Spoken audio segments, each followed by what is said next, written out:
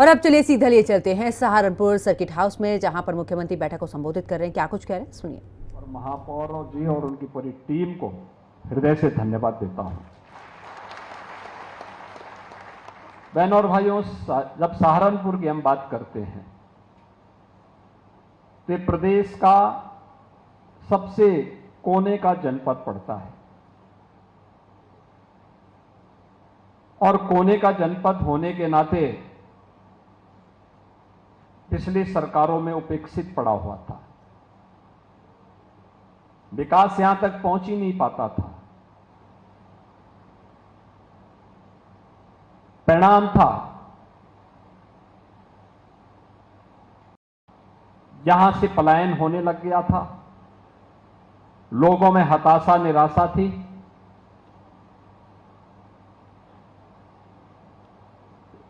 असमंजस की सी स्थिति थी। लेकिन अब डबल इंजन की भारतीय जनता पार्टी की सरकार के कारण सहारनपुर की निराशा समाप्त हुई। सहारनपुर के साथ आज दोनों सरकारें पूरी मजबूती के साथ खड़ी हुई हैं। अब यहां पर चल रही परियोजनाएं सहारनपुर को एक पहचान दिलाती हैं। सहारनपुर को उसकी विरासत से जोड़ा गया है। मां शाकंभरी का पावन धाम होने के साथ ही इस पूरी कमिश्नरी में किसी भी युवा की डिग्री में कोई एक नाम आएगा तो माता शाकंभरी का नाम जुड़ेगा। माता शाकंभरी विश्वविद्यालय प्रारंभ हो चुका है, भवन बन चुका है, हैंडओवर की कार्रवाई अंतिम चरणों में चल रही है और जिस दिन वो बन करके तैयार होगा तो स्वयं उसके लोकार्पण करने के लिए हम लोग फिर पधारेंगे। एक बड़ा आयोजन यहां पर सहारनपुर के युवाओं के लिए हम लोग यहां पे करेंगे। सहारनपुर से जुड़े हुए वे सभी स्थल, चाहे वह माता त्रिपुरेश्वरी बाला सुंदरी का स्थल देवबंद हो या फिर बाबा बुग्धावीर का धार्मिक स्थल गंगो, अभी हम जहरवीर गोगा जिसे जुड़े हुए एक पावन स्थल के सुंदरीकरण के कार्य का अवलोकन करके भी आ रहे हैं। यह है विरासत के साथ जोड़ने की सरकार की प्रतिबद्धता। यह वही प्रतिबद्धता है जो विरासत का संरक्षण भी करती है और आम नागरिक को विकास के साथ भी जोड़ती है। पहले की सरकारें किस रूप में शोषण करती थी? जाति के नाम पर तो बांटती थी, लेकिन योजनाओं का लाभ केवल परिवार तक सीमित करती थी। एक परिवार पूरे प्रदेश में अराजकता का कारण बनता था, जाति बदनाम होती थी और प्रदेशवासियों के सामने पहचान का संकट खड़ा होता था। पहचान का संकट प्रदेशवासियों के सामने खड़ा होता था। आज ऐसा नहीं, अब तो विकास हो रहा है। एक और यहां पर विश्वविद्यालय का निर्माण, वो भी माता शाकंभरी के नाम पर। विरासत के संरक्षण के लिए माता शाकंभरी मंदिर के कॉरिडोर के विकास का कार्य, आपने देखा होगा पहले वहां जाना ही कठिन होता था। लोगों ने व्यवस्था की है कि एक एलिवेटेड मार्ग इस रूप में हम वहां तैयार करेंगे। सर्दी हो, गर्मी हो, बरसात हो, किसी भी सीजन में मां शाकंभरी का दर्शन करने के लिए सहारनपुर ही नहीं, देश भर का श्रद्धालु आकर के, जैसे आपने महाकुंभ में देखा होगा पूरी दुनिया आई थी, 66 करोड़ से अधिक श्रद्धालु वहां पर आए। दुनिया से अपना पैसा खर्च करके लोग आ रहे हैं, लेकिन परेशानी हो रही थी कांग्रेस और समाजवादी पार्टी के लोगों को। उनको परेशानी इस बात की हो रही थी कि सनातन धर्म का वैभव और गौरव इतना ऊंचा कैसे हो जा रहा है, क्योंकि इन लोगों की संवेदना एक गरीब के साथ नहीं होती। इन लोगों की सहानुभूति एक नौजवान के साथ नहीं होती है। इनको भारत की विरासत पर गौरव की अनुभूति नहीं होती है। भारत और भारतीयता अगर आगे बढ़ता है तो इनको परेशानी होती है। लेकिन अगर कहीं आतंकी वारदात होती है तो आतंकी वारदात को संरक्षण देने के लिए छाती चौड़ी करके ये लोग आगे बढ़ने का कुत्सित प्रयास करते हैं। आपने देखा होगा अभी हाल ही में 2 घटनाओं का माननीय न्यायालय ने निर्णय करते हुए कार्य किया। एक, कांग्रेस की सरकार के समय महाराष्ट्र के मालेगांव में हुए विस्फोट में कैसे तत्कालीन कांग्रेस की पार्टी की सरकार ने और उनके सहयोगी दलों ने हिंदुओं को अभियुक्त बना करके, आरोपों को घेरे में ला करके सभी हिंदू नेताओं को अभियुक्त बनाने की कुत्सित चेष्टा कैसे की थी, आज एटीएस के खुलासे से सारे तथ्य सामने आ रहे हैं। कांग्रेस और उसके सहयोगी दलों का यह कृत्य राष्ट्रद्रोह की श्रेणी में आता है। आतंकवाद के प्रति सौंप और राष्ट्रवादी नागरिकों के लिए, राष्ट्रवादी संगठनों के लिए क्रूर बन करके, बर्बर बन करके उनको पूरी तरह समाप्त करने की कुत्सित चेष्टा एक आतंकी कृत्य है। और कांग्रेस का यह कृत्य देश के खिलाफ एक अपराध था।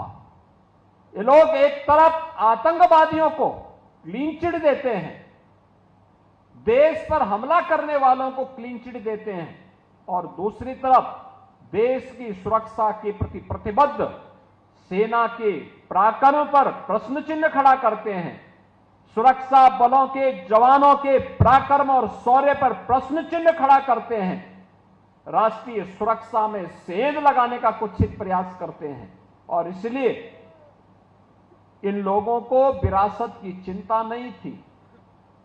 विरासत की चिंता होती तो कांग्रेस अपने समय में, जब कांग्रेस को समाजवादी पार्टी समर्थन करती थी, तब कांग्रेस ने अपने समय में राम सेतु को तोड़ने का निर्णय लिया था। उच्चतम न्यायालय में जो शपथ पत्र दाखिल किया था, उस समय कहा था कि राम और कृष्ण हुए ही नहीं, राम और कृष्ण हुए ही नहीं, उन्हें मिथक माना था। इन लोगों से विरासत की, संरक्षण की उम्मीद की ही नहीं जा सकती। मां शाकंभरी का कॉरिडोर ये बनाएंगे, काशी विश्वनाथ धाम बनाने का कार्य ये लोग करेंगे, अयोध्या में राम मंदिर के निर्माण के लिए ये लोग कुछ प्रयास करेंगे, या महाकुंभ का भव्य और दिव्य आयोजन ये लोग कर पाएंगे, इसकी कल्पना भी नहीं की जा सकती थी और उन्होंने किया भी नहीं। तो इनको विरासत पर कहने का कोई अधिकार भी नहीं है।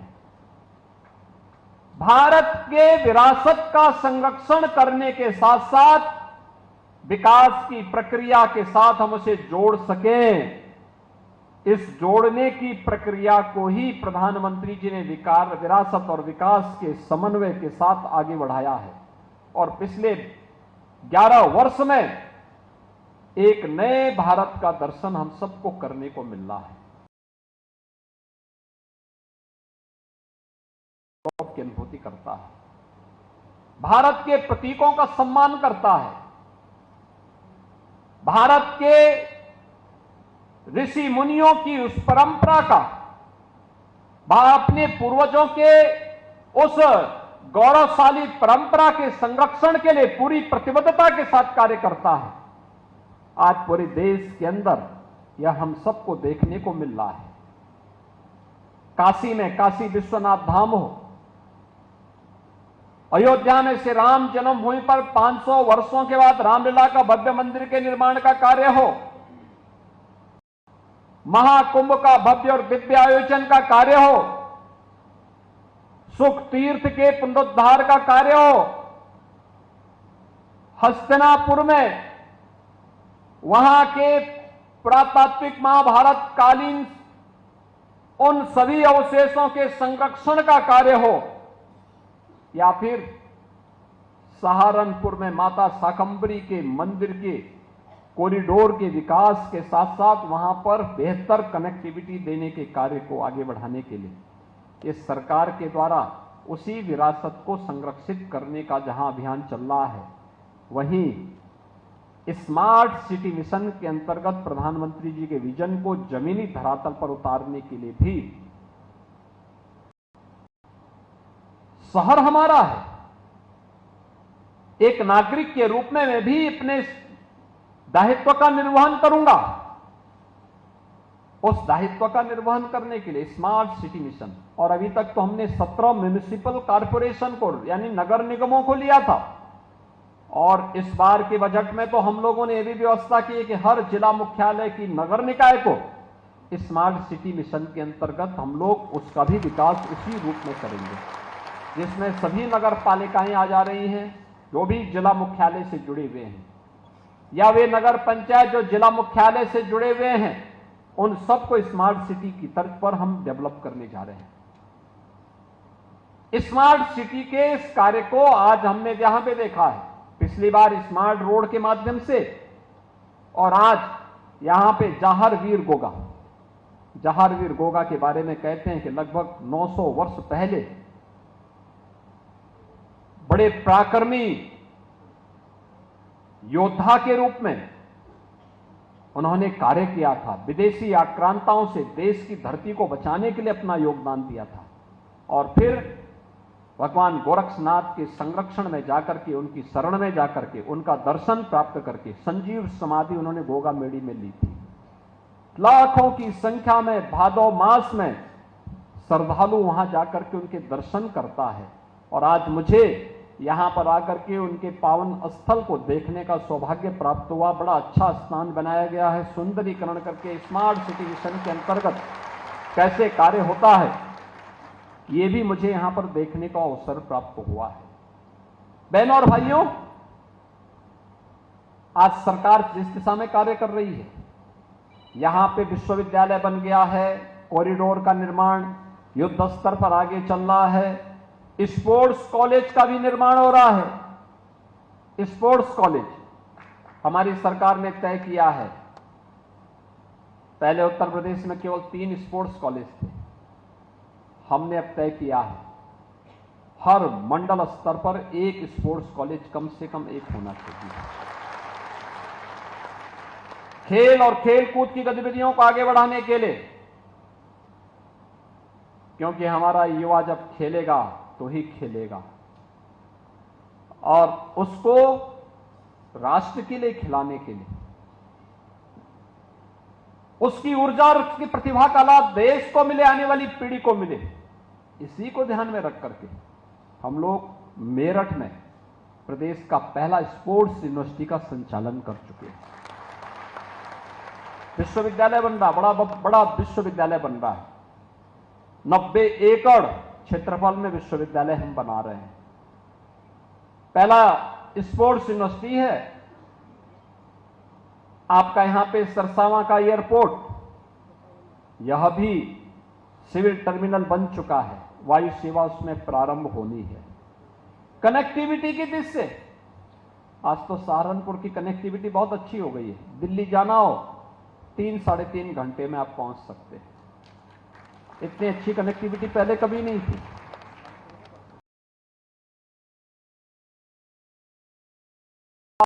आज पीडब्ल्यूडी, नगर विकास, पर्यटन विभाग, इन सब के वरिष्ठ अधिकारियों को लेकर के हम लोग इन सभी माननीय जनप्रतिनिधियों के साथ इसी बात को लेकर बैठे थे कि विकास में सहारनपुर, मुजफ्फरनगर, शामली पिछड़ने न पाए, और इस दृष्टि से जो भी यहाँ की स्कीम है, जो भी यहाँ के प्रस्ताव हैं, उनको प्रायोरिटी के आधार पर आप लीजिए और उन कार्यों को आगे बढ़ाइए। प्रायोरिटी क्या होनी चाहिए? बहनों और भाइयों, इससे पहले विकास के लिए आपको लखनऊ जाना होता था, अब सरकार आपके पास विकास की योजनाओं को लेकर के आ रही है कि हम भी आपको इन विकास की योजनाओं के साथ जोड़ रहे हैं और विकास की इन योजनाओं का लाभ समाज के प्रत्येक तबके को मिले। याद रखना, विरासत के साथ जोड़ने वाला समाज कभी पिछड़ नहीं सकता। अपने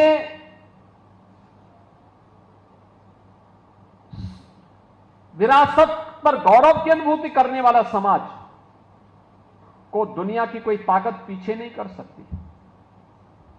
और हमारी सरकार ने इस कार्यक्रम को बड़ी प्रतिबद्धता के साथ आगे बढ़ाने का काम किया। आप याद करिए, वन डिस्ट्रिक्ट वन प्रोडक्ट की योजना हो या विश्वकर्मा श्रम सम्मान या पीएम विश्वकर्मा की योजना, ये सरकार की अपने हस्तशिल्पी और कारीगरों को सम्मानित करने की ही योजना है। ये अलग अलग क्षेत्र में जिन लोगों ने अपनी परंपरागत विरासत का संरक्षण किया था, उस कला को, उस कारीगरी को, उस हस्तशिल्पी को, जिसमें सहारनपुर का वुड कार्विंग का काम भी, कितना महीन काम है। अगर पिछली सरकारों ने साजिश करके इस कार्य को और यहां के कारीगरों को हतोत्साहित नहीं किया होता तो सहारनपुर का फर्नीचर और सहारनपुर का वुड कार्विंग